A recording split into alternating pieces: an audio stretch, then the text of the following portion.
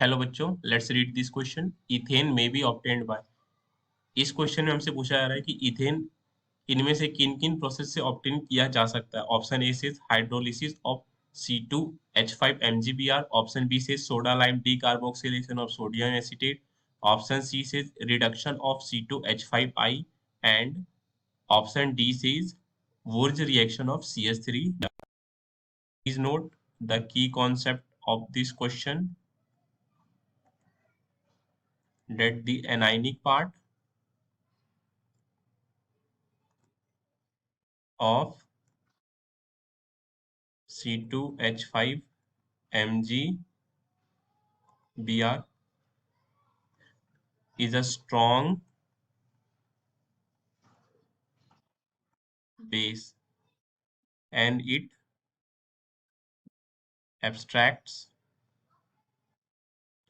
acidic hydrogen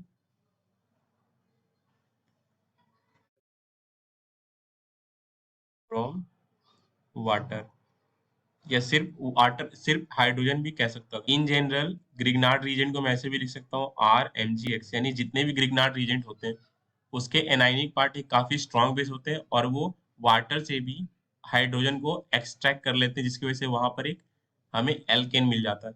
तो अगर मैं ऑप्शन ए की बात करूं, that is hydrolysis of C2H5 MgBr, ये रिएक्शन करता है वाटर से, तो यहाँ से हमें C2H5 और ये जो वैलेंसी कार्बन की फ्री होगी ये हाइड्रोजन ही सेटिस्फाई करेगा, so this will be C2H6। तो क्लियरली यहाँ पर हमें एक इथेन मिल चुका है, तो ये प्रोसेस से हम इथेन को ऑब्टेन कर सकते हैं और ये ऑप्शन हमारे सॉल्यूशन में आएगा। नाउ ऑप्शन बी की बात करूं, तो ऑप्शन बी में हमारे पास है soda lime decarboxylation. Option B soda, this is soda lime decarboxylation of sodium acetate, यानी CH3 C double bond O and then Na, sodium acetate। This reacts with NaOH in the presence of calcium oxide at 623 Kelvin। Then यहाँ से हमें जो product मिलता है this is CH4 plus Na2CO3। Clearly ये जो molecule है मेरा, ये CO2 रिलीज कर देता है, जिस वजह से हमारे पास सिर्फ CH3 बचता है जो हाइड्रोजन से अपनी एक वैलेंसी सेटिस्फाई करता है, लिविंग मीथेन गैस। तो क्लियरली इस रिएक्शन से हमें इथेन नहीं मिला बल्कि मीथेन मिला।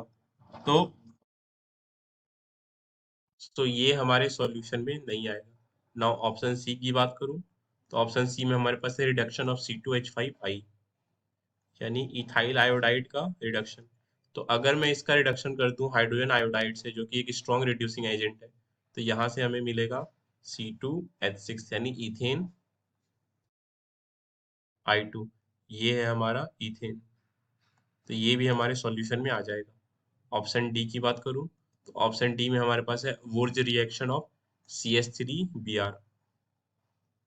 वुर्ज रिएक्शन में हम किसी एल्काइल हेलाइड को sodium in the presence of dry ether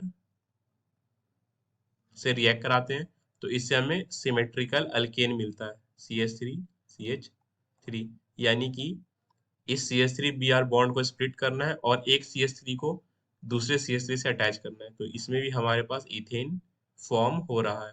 तो इसका मतलब हमारे पास तीन ऐसे ऑप्शन थे जिसमें हमें इथेन मिल रहा था, option A, option C and option D. So these three are the correct options. I hope आपको ये कॉन्सेप्ट समझ आया स्टूडेंट्स। Thank you.